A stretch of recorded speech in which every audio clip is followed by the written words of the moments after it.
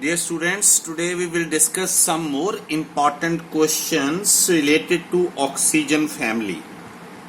First is electron gain enthalpy. What is electron gain enthalpy? It is the energy change, enthalpy change when electron is added in isolated gaseous state.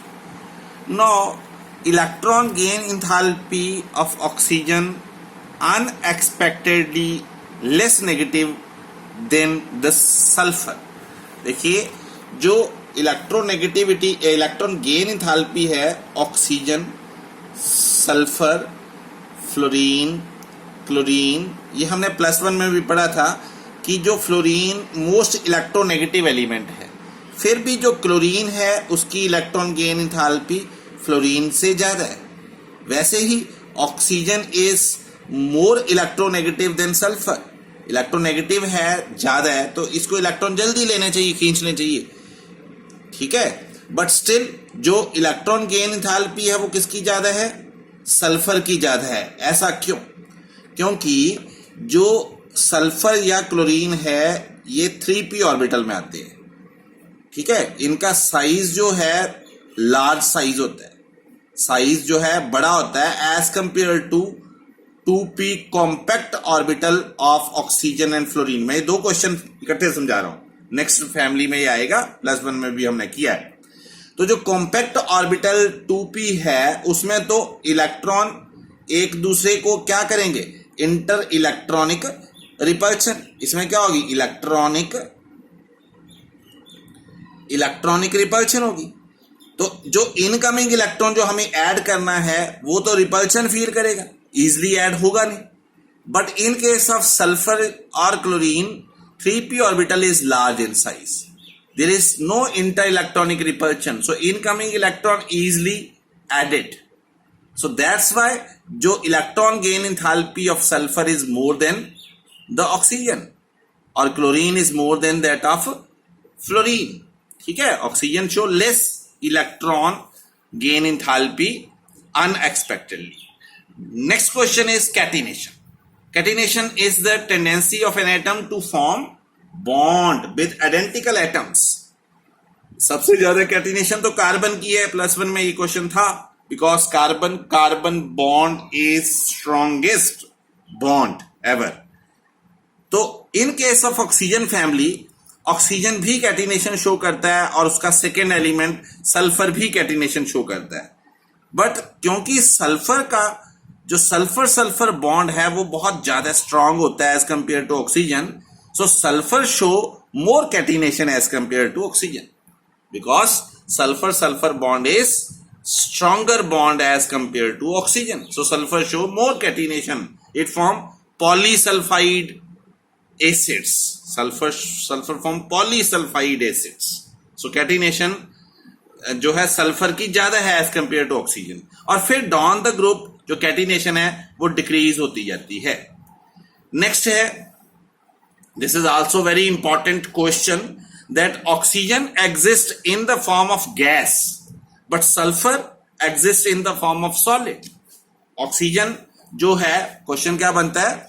Oxygen, पहले तो question है कि oxygen एक die atomic molecule है O2, but जो sulphur है वो एक पॉली एटॉमिक मॉलिक्यूल है S8. और दूसरा क्वेश्चन बनता है कि ऑक्सीजन एक गैस है और सल्फर एक सॉलिड स्टेट में एग्जिस्ट करने वाला सब्सटेंस है. ऐसा क्यों? दोनों ही तो सेम ग्रुप से बिलोंग कर रहे हैं, फिर भी इनकी प्रॉपर्टी अलग अलग क्यों है? Because oxygen molecule form p-pi bond between 2p orbital easily because of similar energy level and small size easily overlap to form p-pi bond in case of oxygen, which is not possible in case of sulfur. Sulphur में ऐसा नहीं है. और इसमें क्या होती है? Oxygen में वीक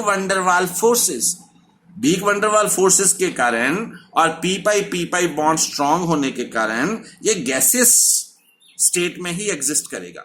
डिस्क्रीट मॉलिक्यूल, अकेला छोटे छोटे मॉलिक्यूल्स की फॉर्म में जुड़ेगा नहीं. But in case of sulphur जो है वो फॉर्म करता है strong sulphur sulphur bond single, ये पी पाई बॉन्ड नहीं बनाता।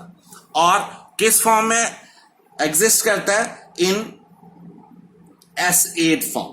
तो S8 फॉर्म का जो स्ट्रक्चर है वो इस ढंग का है,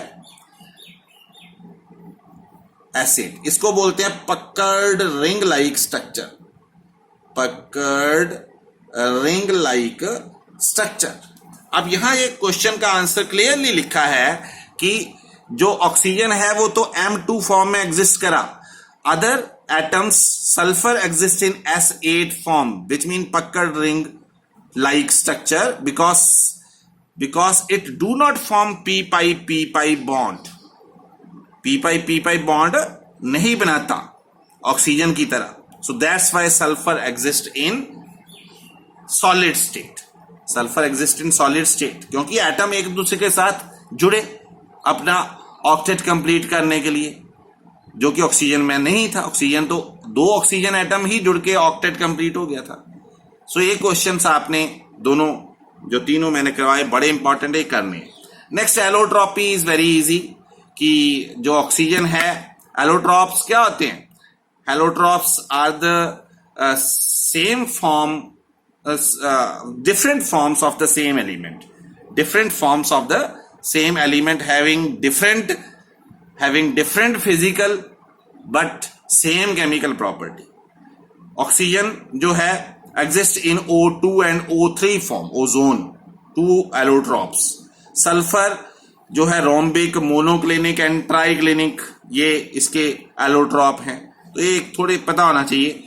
नेक्स्ट जो इंपॉर्टेंट क्वेश्चन है वो है related to oxidation state. Oxidation state of oxygen जो है वो कई टाइप की होती है। जैसे ऑक्सीजन जो है वो -1 ऑक्सीडेशन स्टेट भी शो करता है, +1 भी, +2 भी और 0 जब वो एलिमेंटल फॉर्म में होगा, होमोएटॉमिक मॉलिक्यूल की फॉर्म में, तो उसकी ऑक्सीडेशन स्टेट क्या होगी? 0। तो जो ऑक्सीजन है वो -1 ऑक्सीडेशन स्टेट शो करता है इन केस ऑफ परऑक्साइड।